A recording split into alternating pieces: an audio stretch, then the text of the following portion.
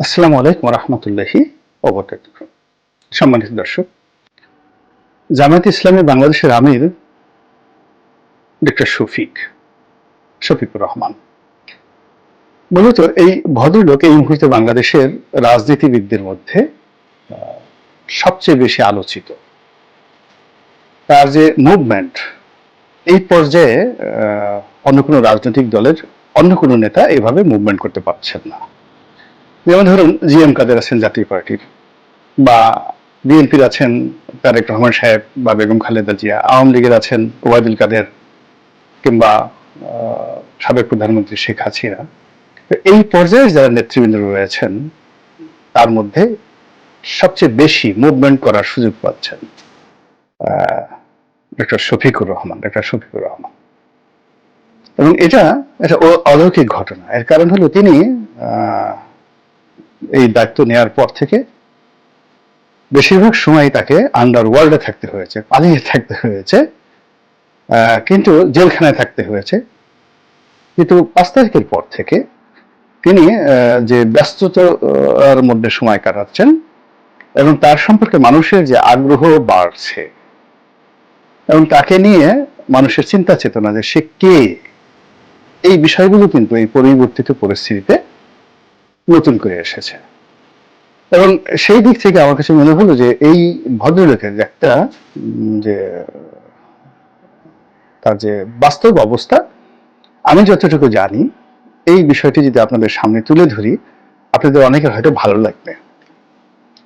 তার বিরোধিতা যারা করেন তারাও তার বিরোধিতা সুন্দরভাবে করতে পারবেন, আর যারা তাকে সমর্থন করতে চান, দোয়া করতে চান, তারা আরো ভালোভাবে করতে পারবেন। অনেক আগে আমি সিলেটে বেড়াতে যাই। তো সেখানে NI খান নামক একজন ভদ্রলোক হোটেলে এসে আমাকে সালাম দিলেন। তিনি জামাত করেন কিনা জানি না, তবে আওয়ামী লীগ করেন না। সিলেট শহরের অত্যন্ত ধনাঢ্য ব্যক্তি। তো তিনি এসেই সালাম দিলেন সেই স্টার প্যাসিফিক হোটেলে। আমি যে হোটেল ভাড়া দিচ্ছিলাম বা রুম বুক করছিলাম, তিনি এসেই বললেন যে আমি আপনার খুব ভক্ত। তারপর বললেন যে এই আমার বন্ধুর হোটেল, এটা আপনাকে সর্বোচ্চ কমিশন, এই 55% কমিশন দাও। তারপর আবার বললেন যে না না না রনি ভাই, এখানে থাকবেন, কয়দিন থাকবে, যে কয়দিন থাকবেন আমি ভাড়া দিয়ে দেবো। না না না, এরকম ভাবে, মানে 1 মিনিটের মধ্যে সেই ভদ্রলোক NI খান আমার সেই হোটেলের সমস্ত বিলগুলো দিয়ে দিলেন। তারপর ওনার ভাষায় দাওয়াত দিলেন। পরে তিনি বললেন যে সিলেটে যে একটা মহিলা মেডিকেল কলেজ হাসপাতাল আছে, তো সেই হাসপাতালের তিনি পরিচালক। তারপর কথা প্রসঙ্গে জানালেন যে জামাতের একজন নেতা, তখনই তিনি সাধারণ সম্পাদক, আমির হন নাই বা সাধারণ সম্পাদক হননি, কিন্তু নেতা হিসেবে বেশ পরিচিত। বললেন যে ডক্টর শফিকুর রহমান, তিনি এই হাসপাতালের পরিচালক। আমি বেশ অবাক হয়ে গেলাম যে আওয়ামী লীগ জমানা, এখানে জামাতের একজন নেতা এই হাসপাতালের পরিচালক, আপনাদের কোনো সমস্যা হচ্ছে না? বলে যে না, আমাদের সিলেটে আসলে ওইরকম কোনো সমস্যা নেই। এখানে যে সহমর্মিতা, রাজনৈতিক দলগুলোর যে সহমর্মিতা, এটা অন্য যে কোনো জেলার চেয়ে বেশি। আর ডক্টর শফিক এখানে সবার সঙ্গে একটা সম্পর্ক বজায় রাখেন, ফলে তার যে রাজনৈতিক বিশ্বাস তার এই ব্যবসার সঙ্গে বা তার কর্মকাণ্ডের সঙ্গে জড়িত নয়। এই প্রথম আমি আসলে ডক্টর শফিক সম্পর্কে চিনি, তখনও পর্যন্ত তার ছবি আমার আসলে দেখা হয়। তো পরবর্তীতে তিনি যখন আমির হলেন, আমির হওয়ার পরে দেখলাম, এবং তার ব্যাপারে আমি আসলে ওরকম ওয়ান টু ওয়ান ওইভাবে জানি না বা জানতাম না। এর জামাতের লোক যারা আছেন তারা অভ্যন্তরীণভাবে তাদের অনেক বড় বড় নেতা আছেন, কিন্তু বাইরের জনসাধারণের বেশিরভাগ লোকই তাদের শিক্ষা দীক্ষা পরিবার সম্পর্কে অতটা জানেন না। আমিও ঠিক ওইরকম জানতাম না। কিন্তু হঠাৎ করে একবার দেখলাম যে কিছু ছাত্র শিবিরের লোক আমার অফিসে আম নিয়ে আসছে। এটা কোন সালে আমি বলতে পারবো না। বললো যে আমিরে জামাত, তিনি আপনার জন্য উপহারটি পাঠিয়েছেন। আমি খুব সম্মানিত বোধ করলাম এবং তারা আমাকে টেলিফোনে তার সঙ্গে কথা বলিয়ে দিল। আমি খুব মানে অবাক হয়ে গেলাম। তিনি সালাম দিলেন বিনয়ের সঙ্গে, এবং আমি আওয়ামী লীগের MP বা ছিলাম না, আমার এখনো মনে পড়ে না এটা কত সালের ঘটনা। তিনি সেটি পাঠিয়েছেন, আম পাঠিয়েছেন, একেবারে 1 বস্তা আম। তো যাক, এই তার সঙ্গে কথা হলো একবার। তারপরে আরো 2-3 বার কথা হলো ওই একইভাবে, একবার জায়নামাজ পাঠালেন, একবার পাজামা পাঞ্জাবি পাঠালেন, এরকম উপহার বিভিন্ন উপলক্ষে পাঠিয়েছেন।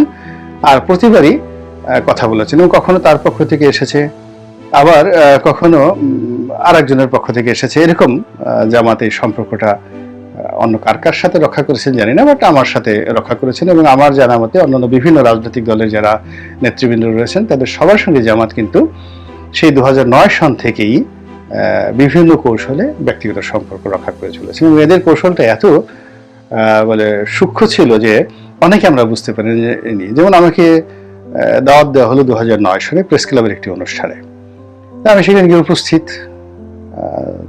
নতুন এমপি হয়েছি, যে দাওয়াত দেয় সেই যায়, গিয়ে দেখি যে পুরো অনুষ্ঠানটি জামাতের।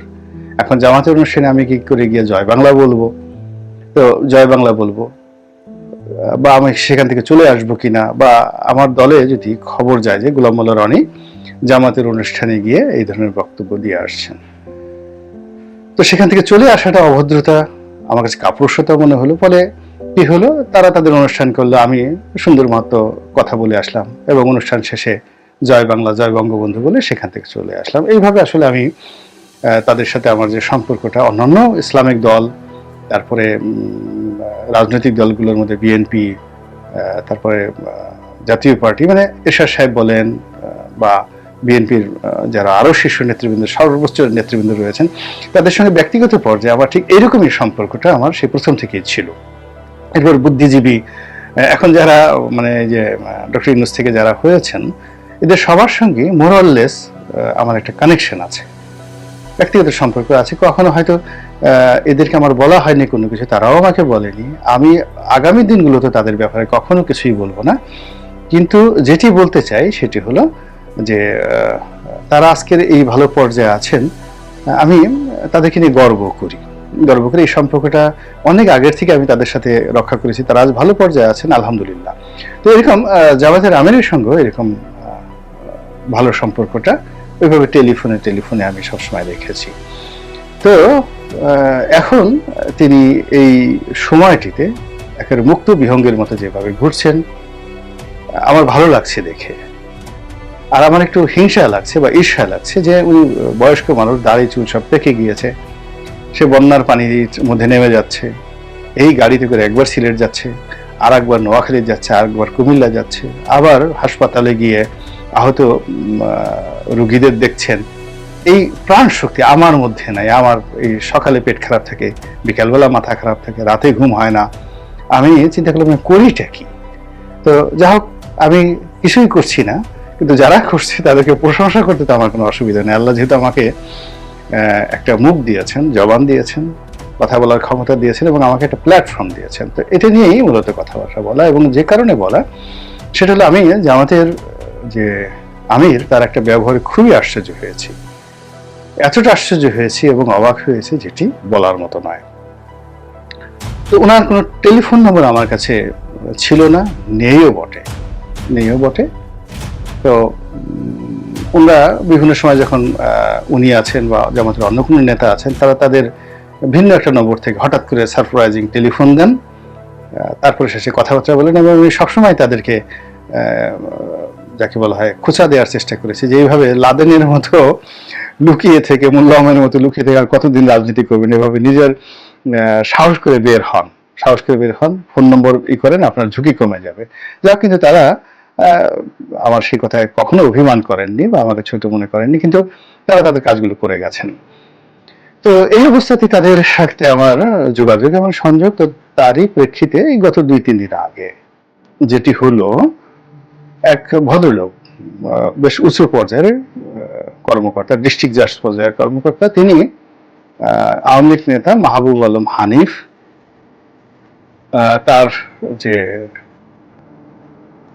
ক্রোধার নলে পড়ে তিনি চাকরি হারিয়েছেন, কোনো রিজন নাই, সবকিছু ওকে আছে। তো তিনি এখন সেই চাকরিতে এই পরিবর্তিত পরিস্থিতিতে বহাল হতে চাচ্ছেন। তো তিনি ডক্টর ইউনূসের কাছে যেতে চাচ্ছেন। আমি বললাম যে ডক্টর ইউনূসের কাছে যাওয়ার জন্য তো আসলে আমার কোনো যোগাযোগ নাই। এখন যারা রাজনীতিবিদ আছেন, বিএনপি আছেন, জামাত আছে, তাদের যারা শীর্ষ নেতৃবৃন্দ আছেন, আপনি তাদের কাছে যান।